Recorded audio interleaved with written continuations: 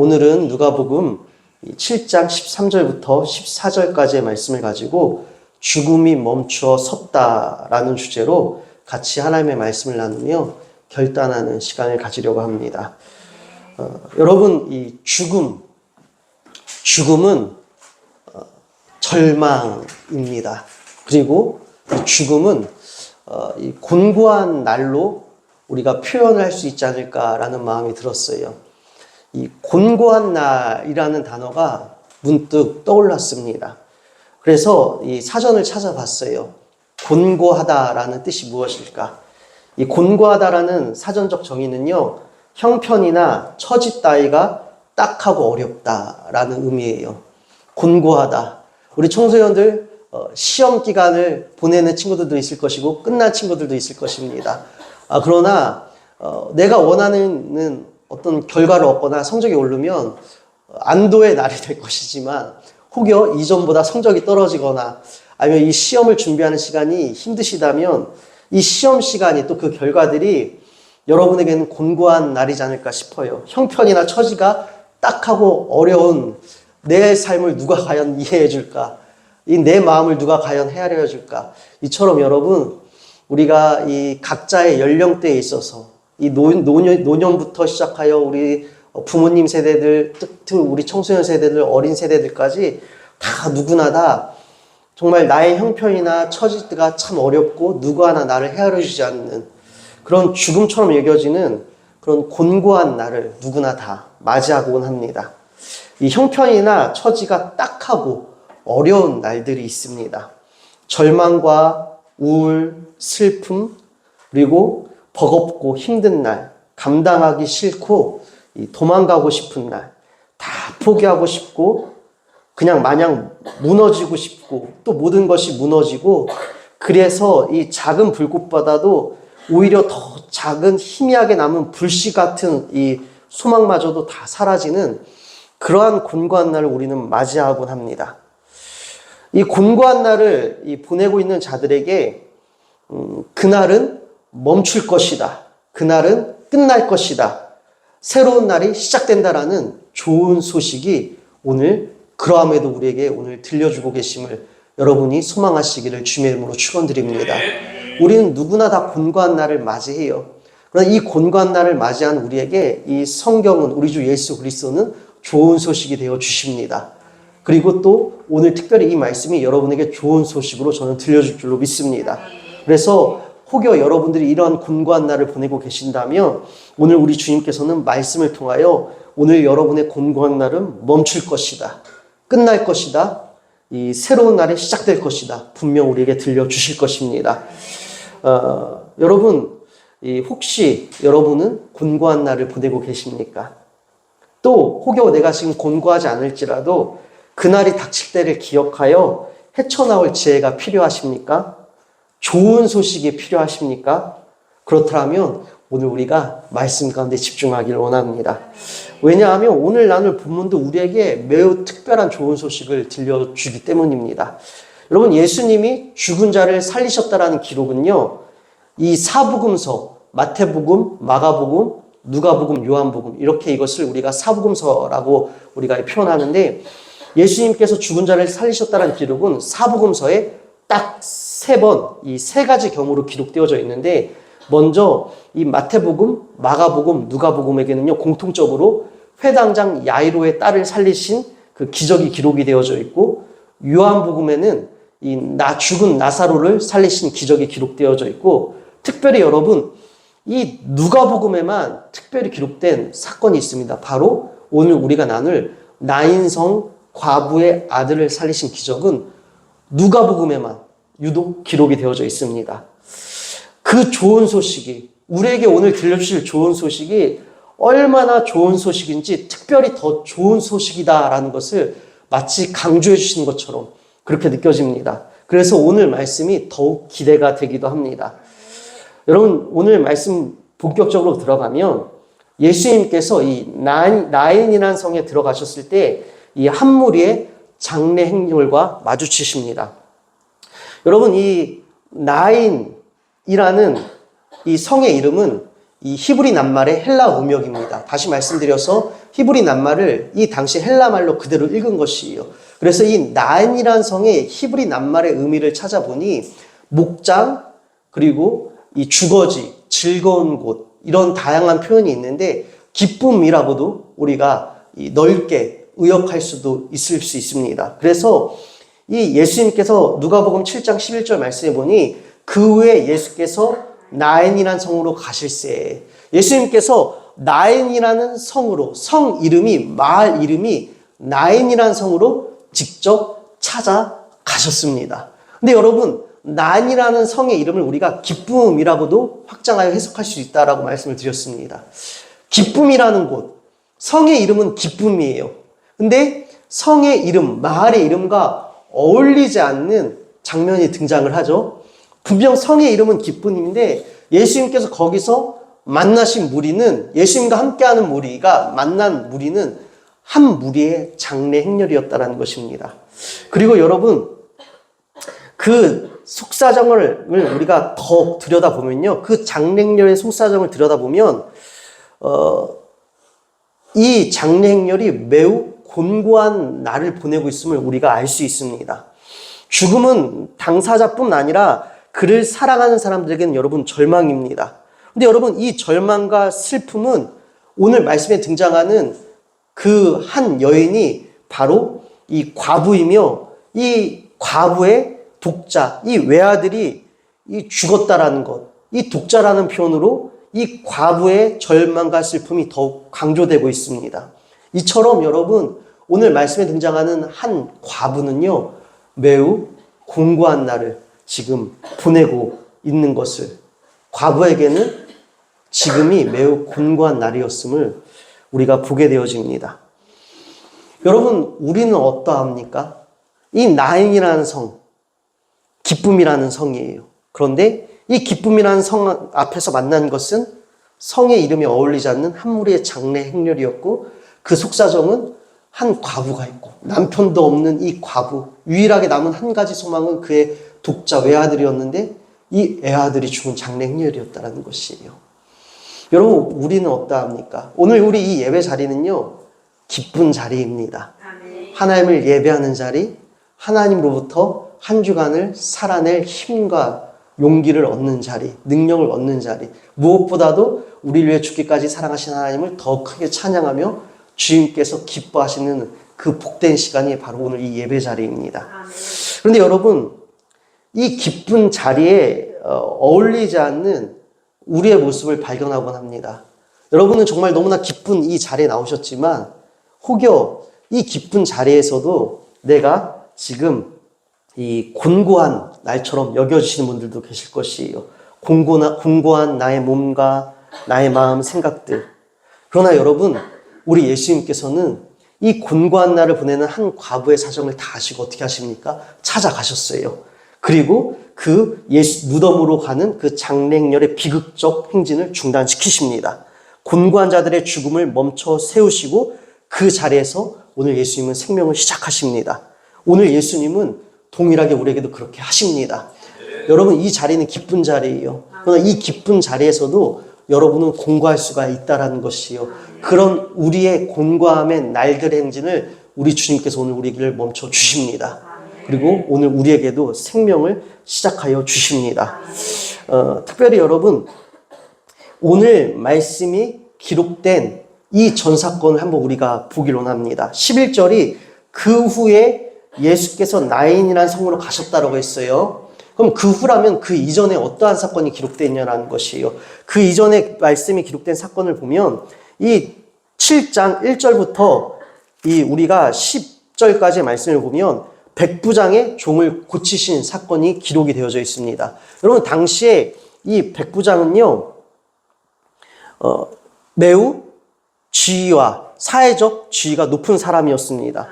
여러분, 이것을 통해 우리가 알 수 있는 것이 무엇이냐면요, 예수님은 차별하거나 배제시키지 않으신다는 것이에요. 오늘 이 나인성 과부의 외아들을 살리신 사건, 여러분, 이 사건 이전에 어떤 사건이 기록되어져 있더라고요? 당시 사회적 직급이 높았던, 지위가 높았던 백부장의 종을 살리신 사건이 기록되어져 있다는 것. 다시 말씀드려서 우리 예수님은 곤고한 날을 멈추시고 생명을 시작하심에 있어서 차별하지 아니하시고 편애하지도 않으신다는 것입니다. 그래서 여러분이 오늘 주님의 은혜에 뛰어드셔야 한다는 것입니다.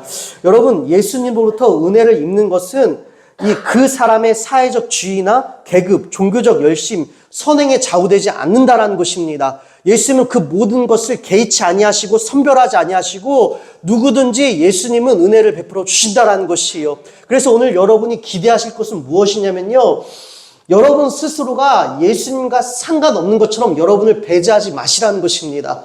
오늘 예수님은 여러분에게 은혜 베풀어 주십니다. 누구나 다 예수님께 우리는 은혜를 입을 수 있습니다. 예수님은요, 이처럼 아까 말씀드린 것처럼 그 무엇으로도 사람이 세운 어떠한 기준으로 차별하거나 편애하지 않으신다라는 것입니다. 특별히 여러분, 지금 예수님께서 한 무리의 장례 행렬과 마주쳤다라고 말씀을 드렸습니다.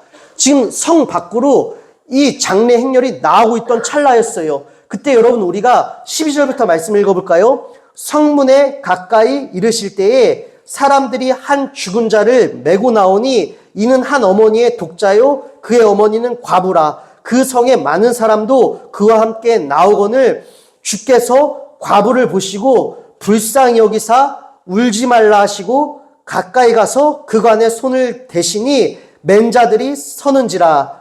예수께서 이르시되 청년아 내가 내게 말하노니 일어나라 하시매. 아멘. 여러분, 예수님께서 지금 어떻게 하고 계십니까? 오늘 새벽녘 말씀에 보면 이 앞으로 그 장례인을 앞으로 나가셔서 관에 손을 대시니 그 관을 메고 가는 사람들이 멈추어 섰다라고 기록이 되어져 있습니다. 여러분, 당시에 이 관은 이러했습니다. 오늘 우리의 개념으로 이해되어지는 관은요, 우리가 이 나무 상자로 이해할 수가 있습니다. 그래서 우리가 나무로 짠 관 속에 이 죽은 시체를 우리가 안치하죠. 근데 여러분, 당시에 이 장례 문화를 살펴보면요, 이 나무 상자 안에 시체를 안치하는 것이 아니라 그저 이 들것, 우리가 들것에 이 시신을 이 천으로 뚫뚫 메어서 그냥 이렇게 들고 가는 형태였다라고 합니다. 다시 말씀드려서 이 시신이 시각적으로 다 노출이 되어 있는 것이에요. 그리고 예수님께서 그 장례 행렬을 어떻게 멈추셨다라고요? 손을 대고 멈추셨다라는 것입니다. 손을 대었다라는 것은 그 관에도 손을 대시고 그 노출되어 있는 시체에도 손을 대셨다라는 것이요. 근데 여러분, 당시에 관에 손을 대는 것, 시체에 손을 대는 것은 이 유대인들의 이 율법에 의하면 부정적인 것이었습니다. 왜냐하면 그 죽음은 부정적으로 여겨져서 이 죽은 자에게 손을 대면 이 만진 사람도 그 죽음이 옮겨와 부정적으로 여겨졌다는 것이요. 그럼에도 불구하고 예수님 어떻게 하십니까? 그 당시의 유대적 관습과 율법을 다 뛰어넘어 친히 그 죽은 자를 살리시기 위하여, 그 장례행렬을 멈추시기 위하여, 곤고한 자들의 슬픔을 멈추시기 위하여서 어떻게 하십니까? 그 관에 친히 손을 대어 주셨다라는 것입니다. 여러분, 오늘 우리 예수님께서 이렇게 우리 삶 가운데 다가오신다는 것을 여러분 기억하셔야 된다는 것이에요. 내 삶이 더럽게 여겨질 수도 있어요. 나라는 삶 자체에서 여러분 우리가 소망을 느끼지 못할 때도 있습니다. 내가 정말 하나님을 믿는 사람인가? 그렇게 여러분 우리가 작게 여겨질 때도 있을 것이에요. 뿐만 아니라 우리가 하나님 보시기에 내 삶이 합당치 못하고 내가 하나님의 백성답게 살아내지 못했다라고 여겨질 때가 있을 것입니다. 그러나 우리 주님은 그 모든 것에 개의치 아니하시고 우리를 찾아오신다라는 것입니다. 조건적으로 은혜를 베풀어 주신다라는 것이 아니에요. 우리가 어떤 선행을 쌓아서 우리가 뭔가 잘난 일을 했다라고 해서 잘난 일을 한 사람, 선행을 한 사람, 뭔가 말씀을 잘 지킨 사람, 그 사람에게만 찾아오셔서 이 죽음의 행렬을 멈춰 주신다라는 것이 아니라 우리 예수님께서는요, 우리의 됨됨이가 어찌하든지 간에 우리 예수님께서 은혜를 주시고 긍휼을 베풀어 주신다라는 것입니다. 그래서 여러분, 중요한 것은 늘 말씀드린 것처럼 여러분이 포기하지 마시라는 것이에요. 내가 주님께 떳떳하지 못하라고 해서, 내가 한 주간 이 주님과 상관없는 삶을 살았다라고 해서 오늘 이 기쁨의 자리에서 여전히 곤고한 날로 보내지 마시고, 곤고한 날을 보내고 계시다면 주님, 제가 이 기쁨의 자리에 나왔습니다. 주님을 예배하는 자리에 나왔습니다. 주님께서 오늘 저를 살려주실 줄로 믿습니다. 오늘 주님의 은혜로 나의 죽음은 멈춰질 줄로 믿습니다. 오늘 주님의 은혜로 나의 혼란은 멈춰질 줄로 믿습니다. 그렇게 여러분 주님께 오직 은혜를 간구하십시다. 왜요? 우리 주님은 모든 더러움과 모든 시선을 다 뚫어내시고 어떻게 하셨습니까? 친히 손을 내밀어 주셨다라는 것이에요. 그러하게 오늘도 우리 주님께서는 나의 죽음과 나의 절망과 나의 혼란과 나의 더러움 속에 친히 개입하시고 찾아주셔서 멈추어 주십니다. 그래서 여러분 우리가 할 일은 무엇입니까? 포기하지 않는 것입니다. 포기하지 않는 것이에요. 그러하게 오늘 여러분 기대하세요. 예수님께서 오늘 나의 곤고한 날을 멈춰 주실 것이다. 그리고 그 예수님을 사모하십시오. 특별히 여러분 이 누가복음은요, 예수님이 온 인류의 구원자시다라는 것을 강력하게 표명합니다. 이 복된 소식, 좋은 소식을 표명하고 있다는 것이에요. 여러분 좋은 소식은 무엇입니까? 예수 그리스도. 여러분 예수 그리스도가 바로 복된 소식, 좋은 소식입니다. 그래서 여러분 우리가 누가복음 4장 말씀을 볼까요? 우리가 누가복음 4장 18절부터 보면요, 4장 18절부터 19절까지의 말씀을 보면 우리 예수님께서 사역을 시작하시면서 마치 취임사처럼 하신 말씀이 기록이 되어져 있습니다. 함께 읽어볼까요? 주의 성령이 내게 임하셨으니 이는 가난한 자에게 복음을 전하게 하시려고 내게 기름을 부으시고 나를 보내사 포로된 자에게 자유를, 눈먼 자에게 다시 보게 함을 전파하며 눌린 자를 자유롭게 하고 주의 은혜를 전파하게 하려 하심이라. 아멘. 여러분 우리 예수님께서 사역을 시작하시면서 이 이사야서 61장 1절 이하에 기록된 말씀을 인용하여서 지금 취임사를 하고 계신 것이에요. 주의 성령이 내게 임하셨으니 이는 가난한 자에게 복음을 전하시려고. 여러분 여기서 등장하는 가난한 자는 물질적으로 재정적으로 가난한 자라고 한정적으로 이해해서는 안 되는 것이에요. 여러분 우리가 재정이 가난할 수도 있습니다. 그러나 여러분 우리의 마음이 가난할 때도 있고요, 생각이 가난할 때도 있고요, 여러분에게 소망이 가난할 때도 있습니다. 의지가 가난한 순간도 있다라는 것이에요. 여러분 그 가난한 자들에게 어떻게 하신다라고요? 복음을 전하게 하시려고 곤고한 날을 보내고 있는 자들에게 복된 소식, 좋은 소식, 소망, 생명을 주시려고 우리 예수님이 우리에게 찾아오셨다라는 것입니다. 그래서 여러분 포로된 자에게 자유를, 눈먼 자에게 다시 보게 함을 전파하며 눌린 자를 자유롭게 하고 주의 은혜를 전파하게 하려 하심이라. 주 예수 그리스도로 말미암아 우리는 자유케 되고 우리는 다시 보게 되어지고 우리는 눌린 것으로부터 자유케 되어지는 이 은혜의 해를, 은혜의 날을, 오늘이 바로 은혜의 날임을 우리 주님께서 우리에게 보여주시려고, 나타내 주시려고 오늘 우리에게 찾아오셨다라는 것입니다. 그래서 여러분 오늘 주님께 우리가 뛰어드십시다. 주님을 바라보십시다. 우리의 어떠한 됨됨이로 인하여 스스로 제한하지 마시고 오늘 우리의 모든 상황 가운데 직접 개입하시고 그 모든 것을 뚫고 찾아오신 예수님, 그리하여 우리의 삶에, 우리의 무너진 생각에, 우리의 곤고한 날들, 나의 생명 가운데에 손을 대우시는 주님을 여러분이 느끼시기를 주님의 이름으로 축원드립니다.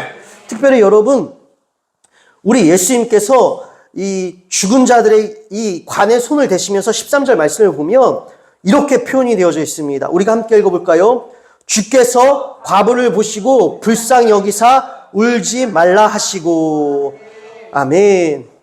여러분 여기서 여러분 이 13절에서 이 주께서라는 이 단어를 우리가 주목하길 원합니다. 여러분 예수님께서 이 누가복음에 기록된 용례 중 첫 번째로 예수님께서 스스로 당신을 주라고 처음으로 표현하신 장면이 바로 이 누가복음의 7장 13절 말씀입니다. 예수님께서 스스로를 지금 주라고 처음 표명하고 계십니다. 주께서 과부를 보시고 불쌍히 여기사 울지 말라 하시고 가까이 가서 그간에 손을 대시니. 여러분 가까이 가서 그간에 손을 대시고 어떻게 하십니까? 청년아 일어나라 라고, 내가 내게 말하노니 일어나라 라고 선포하십니다. 여러분 구약시대에요 선지자들도 죽은 자를 살렸습니다. 그런데 여러분 선지자들이 죽은 자에게 직접 명령한 것이 아니었습니다. 선지자들을 어떻게 합니까? 그 죽은 자들을 우리가 열왕기서 상하에서 살펴봤던 것처럼 엘리야도 그랬고 엘리사 선지자도 그랬고 어떻게 했습니까? 죽은 자들을 안고 어떻게 하죠? 하나님께 기도했습니다. 다시 말씀드려서 하나님께 도움을 구하고 하나님께 도움을 구한 그 선지자들을 통하여서 그들이 죽음이 취소되어지고 다시 생명을 얻게 되는 것들을 우리가 말씀 가운데 보게 되어집니다. 근데 여러분 오늘 이 장면은 독특합니다. 예수님께서 친히 당신을 주라고 표현하신 이유가 바로 여기에 있다는 것이에요. 우리가 이전에는 선지자들이 누군가를 통해서 하나님의 능력과 기적이 나타났지만 오늘 우리 예수님은 누군가를 통해서가 아니라 직접적으로 그 죽은 청년에게 어떻게 하고 계십니까? 일어나라. 생명의 주인인, 여러분 주라는 표현은 주인 아니겠습니까? 생명의 주인인 내가 내게 명하노니 일어나라. 직접적으로 말씀하고 계시다라는 것이에요. 여러분 이 부분이 중요합니다. 누구를 통해서가 아니라 직접 일어나라 명령하셨습니다. 오늘 여러분에게도 오늘 예수님께서 직접 명령하십니다. 여러분 예수님께서 저를 통해 일어나라고 하시는 건 아닙니다. 오늘 이 말씀을 통해 우리가 집중해야 될 부분이 바로 이것이라는 것이에요. 누군가의 기도가 필요한 것이 아니라 누군가의 도움이 필요한 것이 아니라 우리 예수님께서는요 여러분에게 오늘 직접적으로 말씀하신다라는 것이에요. 너가 곤고한 날을 보내고 있느냐? 너가 절망의 날을 보내고 있느냐? 너 지금 무너져 있니? 너 포기하고 싶니? 너 지쳤니? 그런 너에게 내가 오늘 다가간다. 그리고 너의 그 곤고한 날 가운데 내가 손을 댄다. 너의 곤고한 날을 내가 멈추었다. 그러니 일어나라. 일어나라. 오늘 여러분 예수님이 직접 여러분에게 말씀하세요. 그래서 여러분 오늘 일어날 수 있습니다. 왜요? 생명의 주인이 바로 예수님이시니까. 나의 생명의 주인은 예수님 되시니까. 우리의 생명 되신 주님께서 여러분에게 오늘 일어나라 말씀하고 계십니다. 여러분 예수님은 이 죽음의 문제를, 나의 곤고한 삶의 문제를 해결하고 오신 생명의 주인이십니다. 예수님은 죽음을 이기시고 슬픔의 근원을 제거하십니다. 그래서 우리는 예수님 안에서 슬픔은 변하여 기쁨이 될 것입니다. 여러분을 제외하지 마십시오. 스스로를 배제하지 마십시오. 누군가에게만 특별히 이러한 일들이 일어나는 것이 아니라는 것이에요. 여러분 이 나인성 과부요. 여러분 이 여인이 뭔가 특별한 선행을 했다라고, 특별히 하나님과 무언가가 친밀했다라고 말씀이 지금 부연 설명하고 있습니까? 그러한 부연 설명하는 말씀은 한 군데도 발견할 수가 없습니다. 단지 이 사건이 시작되는 것, 우리가 알 수 있는 것 무엇이라고요? 11절 그 후에 예수께서 나인이라는 성으로 가실 때에, 그 후라는 것은 이전에 무슨 일이 있었다라는 것이고 그 이전에는 사회적 지위가 높았던 백부장의 종을 살리셨다라는 것이요, 그를 고치셨다라는 것입니다. 여러분 이것을 통해 우리가 알 수 있는 것 무엇입니까? 예수님은 모든 것을 개의치 아니하시고 구별하지 아니하시고 오늘 누구를 통해서가 아니라 특정적인 어떠한 누군가가 아니라 바로 오늘 어떠한 자격도 없는 나에게 친히 살아나라 말씀해 주신다는 것입니다. 여러분 그래서 우리가 기대해야 되는 것이에요. 오늘 말씀의 주제가 무엇입니까? 죽음이 멈추어 섰다. 여러분 오늘 저는 선포합니다. 오늘 이날 우리는 말씀을 통하여 말씀의 능력을 신뢰하여 오늘 여러분이 가지고 나오신 그 곤고한 날들이 오늘 멈추어 서게 될 줄로 믿습니다.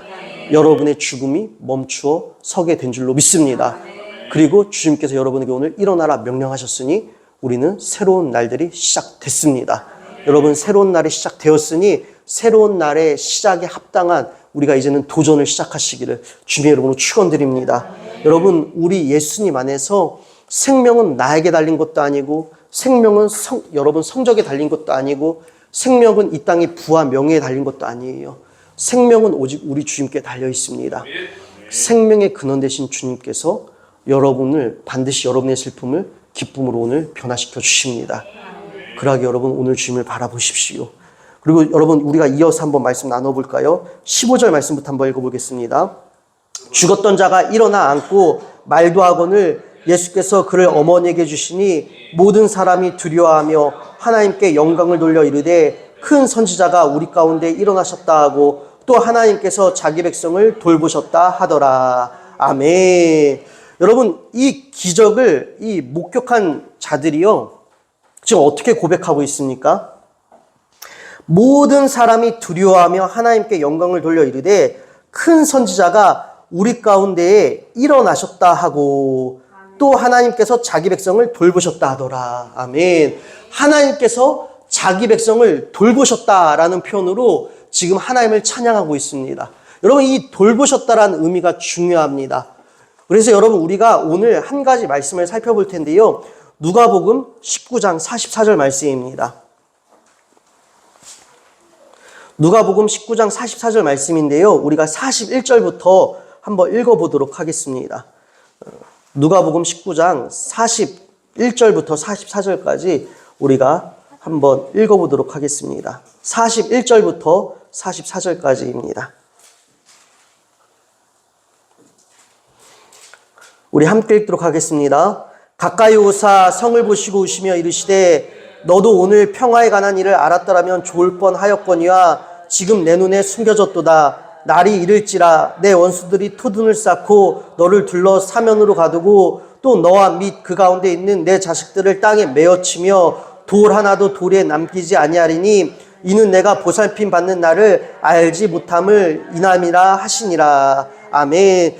여러분 44절 말씀 준비되어져 있는데요. 우리 준비되어진 44절 말씀을 한 번 더 다시 읽어보도록 하겠습니다. 또 너와 및 그 가운데 있는 내 자식들을 땅에 메어치며 돌 하나도 돌에 남기지 아니하리니 이는 내가 보살핌 받는 날을 알지 못함을 임함이라 하시니라. 아멘. 여러분 이 말씀은요, 예수님께서 예루살렘에 들어가셔서 예수님을 거부하는 자들, 예수님을 알지 못하는 자들에게 어떠한 심판이 임할 것인지 예고하시는 말씀이십니다. 그 가운데 우리가 이 집중할 단어가 등장하는 것이 무엇이냐면 바로 보살핌이라는 단어입니다. 또 너와 및 그 가운데 있는 내 자식들을 땅에 메어치며 돌 하나도 돌에 남기지 아니하리니 이는 내가 보살핌 받는 나를 알지 못함을 인함이라 하시니라. 그러니까 이러한 어떠한 하나님의 징계와 심판이 임하는 것은요, 주님의 보살핌을 알지 못함을 인함이라. 주님의 보살핌을 알지 못하는 이들에게 이러한 심판과 징계가 임한다라는 것입니다. 근데 여기에 등장하는 보살핌이요, 오늘 누가복음 7장 16절에 등장하는 이 돌보심과 동일한 이 헬라어 낱말이 쓰였음을 우리가 확인할 수 있습니다. 여러분, 돌보심을 알지 못함이라. 여러분, 이 부분이 매우 중요합니다. 여러분, 혹여 어떤 분들은 이렇게 속으로 말씀을 들으면서 생각하시는 분들도 있을 것이에요.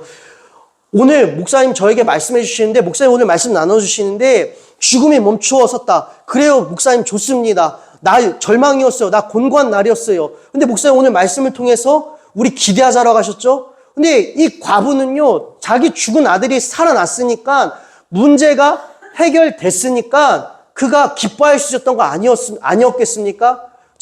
저는 문제가 해결되지 않았는데 어떻게 제가 기뻐할 수 있겠어요? 혹여 이렇게 생각하시는 분들도 있습니다. 근데 여러분, 중요한 것은요, 여러분, 문제가 해결되는 것이 중요한 것이 아니라는 것입니다.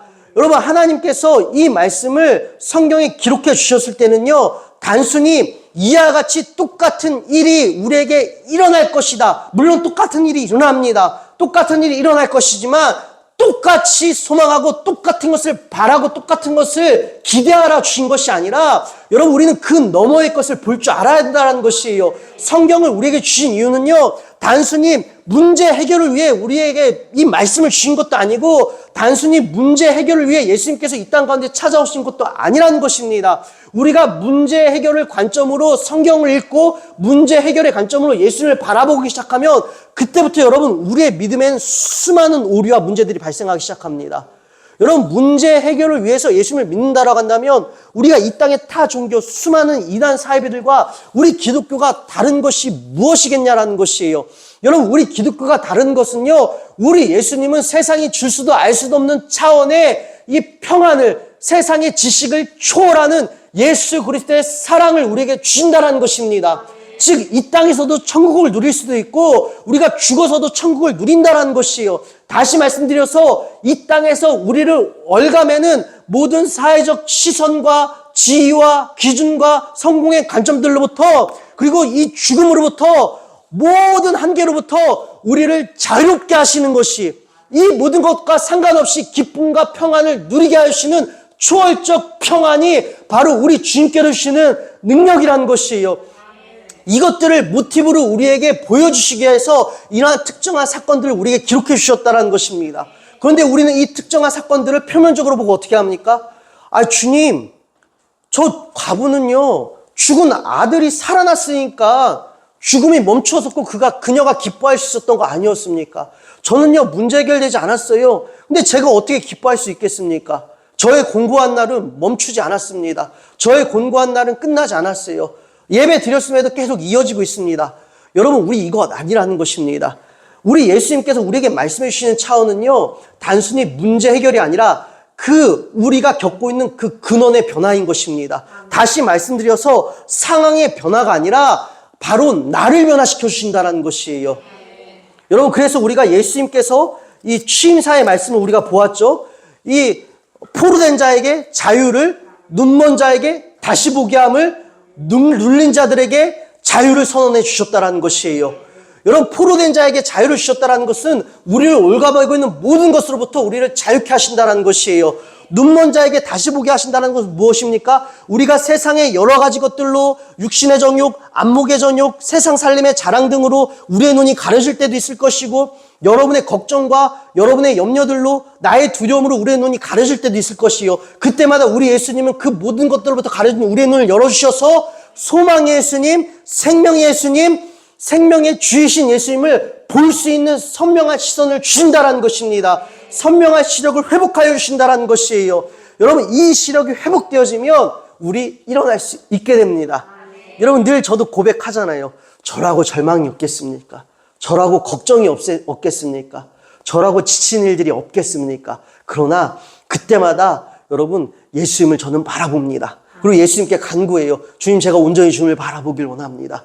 여러분, 문제가 해결되는 것은 중요한 것이 아닙니다. 문제는 해결되면 또 다른 문제는 또 찾아오기 마련이에요. 근데 그 문제를 대응하고 그 문제에 반응하는 내가 변하면 여러분, 더 이상 문제는 아무 일이 아닌 것도 되는 것이에요. 어떠한 문제가 찾아오든 내 안에 성령 하나님 살아계신 것을 우리가 신뢰하고, 주님이 나를 자유케 하셨음을 믿고, 주님이 나의 시력을 열어주셔서 우리가 날마다 주님을 바라본다면 더 이상 문제는 문제가 되지 않습니다. 잠시 우리가 위축되어질 수도 있어요. 흔들릴 수 있어요. 우울하고 절망할 수 있습니다. 그러나 우리는 이내 일어나라 명령해 주신 것처럼 예수님의 그 직접적인 사랑의 음성으로 인해, 그 예수님의 직접적인 사랑의 개입하심으로 인해 우리는 또 일어날 수 있습니다. 그래서 여러분, 저도 매일 넘어집니다. 저도 매일 주저앉아요. 그러나 역시 매일 저는 일어납니다. 주님으로 인하여서. 상황이요? 변하는 것 없어요. 늘 어렵습니다. 여러분, 우리 교회 아시는 것처럼 헤쳐나갈 일들이 많이 있습니다. 세무서 일도 지금 해결해야 되고요. 또 지금 성전 땅도 지금 다시 처음부터 더 접근하고, 매일 지적도 살펴보면서 땅의 지형들 살펴보고, 또 여러 가지 다른 어떠한 의견들도 생각해 나가면서 매일 그런 시간들을 보내고 있습니다. 여러분, 매일 어려움이고 매일 풀어야 될 숙제예요. 그럼에도 불구하고 여전히 제가 여러분에게 오늘 소망을 선포할 수 있는 것은 주님께서 저를 일으켜 주셨기 때문에 전 여러분에게 소망을 선포할 수 있습니다. 지금 상황 변한 거 하나 없잖아요. 그래도 여러분, 제가 여러분에게 소망을 선포할 수 있는 것, 예수님이 일으켜 세워주셨기 때문에, 예수님이 멈추어 주셨기 때문에, 예수님이 나의 슬픔을 즐거움으로, 기쁨으로 변화시켜 주셨기 때문에 저도 이 소망을 선포할 수 있는 것이에요. 그리고 오늘 이 소망을, 이 생명을 여러분에게 직접적으로 주님께서 선포해 주셨습니다. 그러기에 여러분, 문제 해결에 집중하지 마시고 나를 찾아오신 예수님께 우리가 집중하십시다. 이 과부요, 어떠한 선행과 어떠한 믿음의 역사도 말씀에 기록되지 않았어요. 그러나 오늘 말씀에 이 예수님께서 찾아가셨다라는 것이에요. 찾아가셨다라는 것이에요. 오늘 우리에게 찾아오신 것이 중요합니다. 뿐만 아니라 돌보심이 제가 중요하다고 말씀드렸습니다. 지금까지 제가 설명드린 바로 이 부분이에요. 예수님이 이처럼 우리를 돌보고 계십니다. 근데 여러분, 우리가 단순히 문제 해결에 집중하여서 나의 문제 해결과 상관없이 예수님이 여전히 나를 돌보고 계심을 우리가 스스로 차단하고 스스로 이것을 거부하고 우리가 보지 않는다면 여러분, 우리는 예수님의 사랑을 누릴 수가 없습니다. 여러분, 예수님의 사랑을 누리지 못하는 삶, 예수님의 사랑을 알지 못하는 삶, 그 삶이 바로 지옥 아니겠습니까? 그 삶이 바로 재난의 날 아니겠습니까? 여러분, 그래서 아까 이 누가복음 우리가 읽었던 19장 44절에서도 이러한 심판과 징계가 임하는데, 이러한 심판과 징계가 임하는 자들은요, 바로 내가 보살핌 받는 날, 이는 내가 보살핌 받는 날을 알지 못함을 인함이니라 하시니라. 예수님께서는 늘 언제나 어디서나 동일하게 우리를 보살펴주고 계시는데, 예수님께서 나를 보살펴 주신다라는 것을 거부한 자들, 알지 못하는 자들에게 이러한 심판과 징계가 임했다라는 것이에요. 다시 말씀드려서 여러분, 우리가 오늘도 여전히 예수님이 나의 삶을 통치해 주시고 생명의 주인 되신 예수님께서 내 삶에 개입해 주시고 오늘 나의 모든 삶을 일거수일투족을 친히 함께 동행해 주시면서 감시하는 것이 아니라 위로해 주시고 치유해 주시고 사랑해 주신다라는 이 예수님의 깊고도 넓으신 사랑을 우리가 스스로 알기를 거부하고 인정하기를 거부한다면 여러분, 그래서 우리의 삶이 그러한다면 재난이고 곤고한 날이고 지옥이라는 것입니다. 여러분, 곤고한 날에 여러분 정말 멈추길 원하십니까? 사실 이미 우리는 멈추었습니다. 왜요? 예수님이 여러분을 지금도 돌보고 계십니다.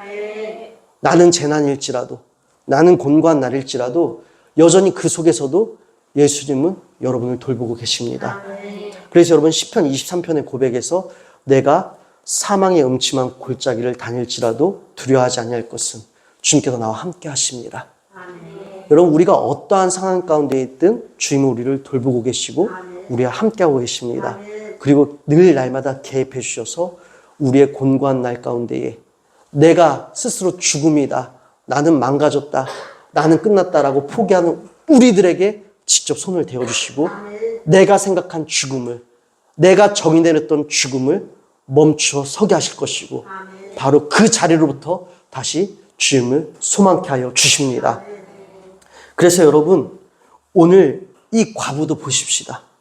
여러분, 이 과부에게 좋은 소식은 자기 아들이 살아나는 것이었어요. 그리고 이 죽음이라는 어떠한 밧줄에 올가 매어졌던 이 과부의 외아들, 이 죽음의 권리를 예수님께서 취소하십니다. 그래서 이 과부는요, 자기의 하나밖에 없는 아들이 죽음으로 인하여 가난한 자가 되었습니다. 근데 우리 예수님 말씀하신 그대로 가난한 자에게는 복음을 주셨어요. 가난한 자에게는 우리 예수님 아들이 살아나는 좋은 소식을 주셨고, 뿐만 아니라 이 죽음이라는 어떠한 이 사슬에 올가매어져 있던 이 아들에게는 포로된 자에게 자유를, 죽음에 포로된 아들에게는 자유를 주셨습니다. 오늘 말씀 가운데 그대로 우리 예수님은 나는 바로 이런 일을 행하는 분이다 라는 것을 친히 드러내 주셨습니다. 가난한 자에게 복음을, 포로된 자에게 자유를, 눈먼 자에게 다시 보게 함을, 억눌린 자에게 다시 자유를 주시는 분이 바로 우리 예수님이세요. 사랑하는 여러분, 그러하게 오늘 말씀 정리합니다. 하나님은 여전히 우리에게 긍휼을 베풀어 주고 계십니다. 하나님은 여전히 우리와 함께 하십니다. 그러하게 사랑하는 여러분, 우리가 곤고한 날이다 여겨지는 그때가 있을 것입니다. 여러분, 그때마다 여러분 기억하실 것은 나의 어떠함과는 상관없이 여전히 주님은 우리 삶 가운데 개입하여 주고 계시며, 뿐만 아니라 친히 개입하셔서 누구를 통해서 어떤 매개체가 필요한 것이 아니라 예수님께서 친히 우리에게 일어나라 말씀해 주고 계시다는 것을 기억하십시오. 여러분, 어떠한 다른 매개체는 필요 없어요. 주님께서 오늘 여러분에게 직접 찾아와 주십니다. 그리고 말씀해 주세요. 일어나라, 일어나라, 일어나라. 그럼 말씀해 주십니다. 그러하게 여러분, 오늘 우리가 결단하길 원합니다. 주님, 지금까지는 문제 해결을 바라보았습니다. 문제 해결이 중요한 것이 아니라 예수님이 여전히 나를 돌보고 계심을 기억하겠습니다. 그리고 여전히 나를 돌보신 주님께서 나의 죽음을 멈추어 세워주시려고 나의 삶에 찾아오신 것을 기억하겠습니다. 그리고 바라보겠습니다. 그래서 오늘 이 기쁨의 자리에서 나의 죽음은 멈추었었고 생명이 시작되었습니다. 좋은 소식이 들려졌습니다. 자유가 시작되었습니다. 다시 나의 눈이 열렸습니다. 우리는 해방되었습니다. 여러분, 그렇게 선포하시고 한 주간의 삶 가운데에 당당히 나아가시는 저와 여러분이 되시기를 주님의 이름으로 축원드리겠습니다. 기도드립니다. 하나님 아버지, 감사합니다. 하나님, 우리는 곤고한 날이라 여겨질 때가 있습니다. 그러나 그 곤고한 날 가운데도 여전히 우리 주님은 우리를 돌보고 계십니다. 그러게 이제는 우리가 이 문제가 나의 곤고한 날이 언제 멈출까 여기에 집중하는 것이 아니라 여전히 우리를 돌보고 계시는 우리 주님께 우리가 집중하게 하여 주시옵소서. 주님을 바라보게 하여 주시옵소서. 주님은 오늘도 우리의 삶 가운데 찾아오셨습니다. 그리고 우리의 죽음을 멈춰 세워주셨습니다. 그리고 일어나라 명령하셨으니 우리 일어나겠습니다. 그렇게 한 주간을 승리하는 삶 살아내겠습니다. 주님 우리에게 능력을 더하여 주시옵소서. 모든 것을 감사하오며 사랑이 많으신 우리 주 예수 그리스도의 이름으로 기도드립니다. 아멘.